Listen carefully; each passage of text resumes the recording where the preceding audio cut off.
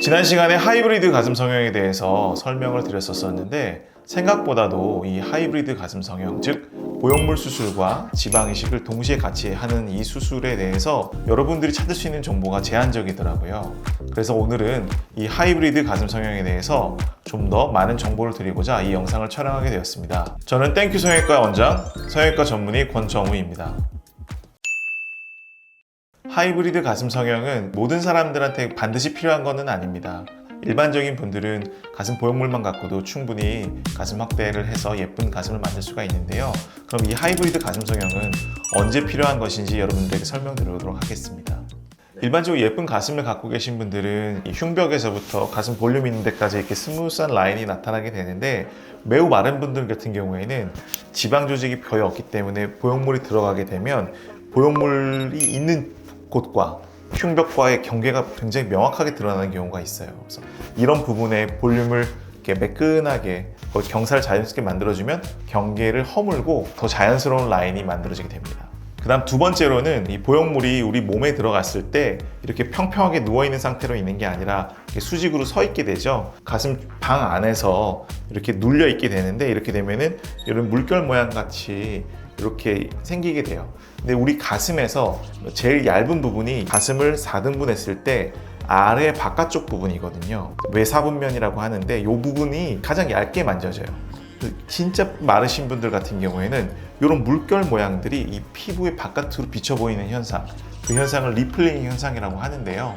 이 리플링 현상을 줄이기 위해서 그 부분에도 지방 이식을 적당하게 해주면 이 보형물을 감싸고 있는 겉의 껍질이 점점 두꺼워지는 거죠. 얇은 혼니블이 두꺼운 솜니블로 바뀌는 겁니다. 그렇게 해서 이 리플링 현상을 감소시켜 줄 수가 있습니다. 그러면 이런 궁금증이 생길 수도 있어요. 그러면 리플링 현상이 없는 보형물을 쓰면 되는 거 아닌가요? 리플링 현상이 없는 보형물은 사실은 없어요. 왜냐하면 아무리 100% 충전율을 갖고 있는 어떤 보형물이라도 이런 부드러움을 유지하기 위해서 안에 유체 형태의 물건이 들어가게 되는데, 그러면은 이 중력의 방향이 바뀌었을 때의 껍질의 이 모양은 약간은 이런 물결 모양이 생길 수밖에 없거든요. 하지만 스무스 타입보다는 마이크로 텍스처보다는 텍스처 타입 보형물이 이런 리플링 현상이 조금 더 적을 수는 있어요. 그럼 보형물에 따른 이런 리플링 현상이나 다른 부작용들이나 보형물의 차이에 의해서 나타나는 현상들에 대해서는 우리 다음 편에 또 설명드리도록 하겠습니다. 또 부스트 타입 보형물이고 실리콘의 성질이 달라졌기 때문에.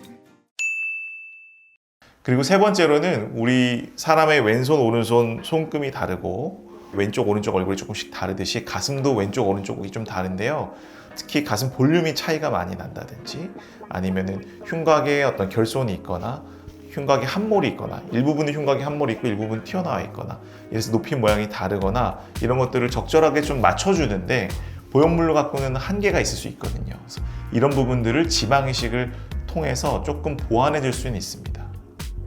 그럼 하이브리드 가슴 성형에 있어서 여러분들이 꼭 주의해야 될 사항은 있습니다. 하이브리드 가슴 성형은 보형물과 지방 이식을 같이 동시에 시행하는 것이기 때문에 지방 이식에 따른 여러 가지 생착률의 문제라든지 지방의 괴사, 지방의 흡수 이런 것들을 고려를 해야 되는 건데요. 다행인 거는 여러 가지 연구에 의해서 유선 조직에 들어가지 않는 지방은 석회화가 된다든지 지방이 괴사가 된다 그래서 특별하게 문제를 일으키지는 않고, 실제로 우리 가슴에는 여성분들은 유방암도 발생할 수가 있잖아요. 이런 부분들을 초음파나 조직 검사를 쉽게 통해서 충분히 감별할 수 있는 의학적인 기술의 발달은 충분히 이루어져 있으니까 그 부분은 크게 걱정하지 않으셔도 될 것 같습니다. 그럼 여러분들이 또 이런 궁금증이 생길 수가 있어요. 그럼 지방 대 보형물은 몇 cc 대 몇 cc 이런 어떤 비율로 해야 되는지 궁금할 수가 있는데, 그건 사람마다 정말 너무 달라요. 어떤 분은 굉장히 많을 수도 있고 지방이 진짜 하나도 없을 수도 있고, 어떤 분들은 상체는 말랐는데 하체에 지방이 많으신 분도 있을 수 있단 말이죠. 그런 분들은 지방 많이 빼서 많이 잘 사용할 수도 있어요. 그렇기 때문에 진짜 이게 필요한지 안 필요한지 전문의 상담이 꼭 필요하고, 내원하셔서 전문의와 충분히 상담 이후에 결정하시는 게 좋을 거라고 생각합니다. 자, 오늘은 여러분들에게 하이브리드 가슴 성형에 대해서 이야기를 드리고 서로 알아보았는데요. 여러분들에게 익숙치 않은 수술일 수는 있지만 반드시 보형물로만 수술하는 게 아니라 이 보형물이 갖고 있는 여러 가지 단점, 마르신 분들에게 해당되는 여러 가지 단점들을 지방 이식으로 적절하게 보완할 수 있는 방법도 있다는 점 여러분들도 알면 좋겠습니다. 다음 영상에서는 출산 이후에 윗가슴이 많이 꺼지신 분들이 많으세요. 그 다음에 급격한 체중 변화 이후에 윗가슴이 많이 꺼지신 여성분들이 계신데, 그분들은 브래지어를 하고 옷을 입어도 윗가슴이 좀 비어있는 느낌 때문에 약간 위축되거나 조금 자신 없어 하는 분들을 제가 많이 만났었습니다. 보형물을 이용해서 윗가슴을 어떻게 하면 더 잘 채울 수가 있고 어떤 보형물을 사용해야 되는지, 보형물의 특성에 대해서도 다음 영상에서 설명드리도록 하겠습니다. 지금까지 땡큐 성형외과의 권정우 원장이었습니다. 감사합니다.